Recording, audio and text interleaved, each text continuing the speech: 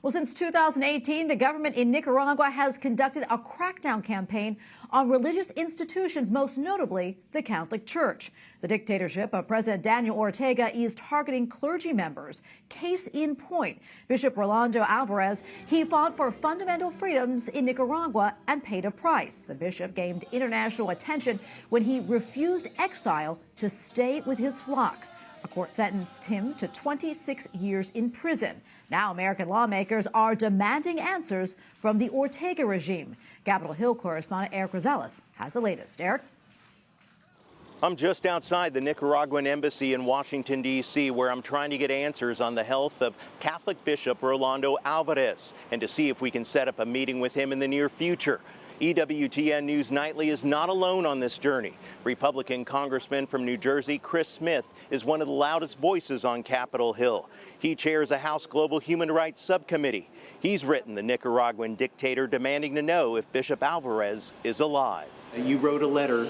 Have you heard anything back? Not a thing. Repeatedly, I've asked to be able to visit with Bishop Alvarez, to meet with him in prison in Nicaragua.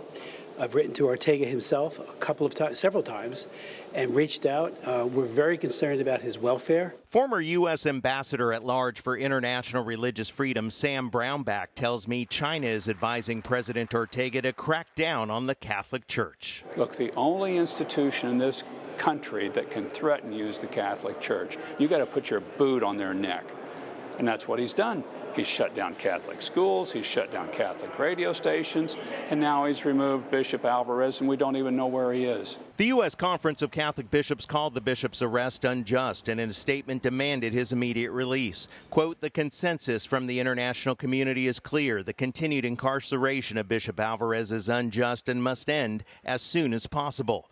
Both Brownback and Representative Smith say Congress must do more to highlight the persecution of Catholics and other Christians in Nicaragua. We have to make this an ever-present issue.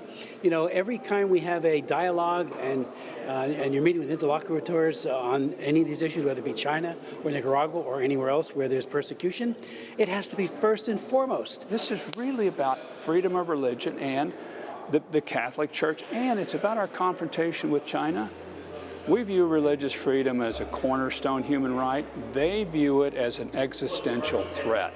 4 other priests have been arrested in Nicaragua in the past month, bringing the total detained by the Ortega regime to 9. In Washington, D.C., Erik Rosales, EWTN News Nightly.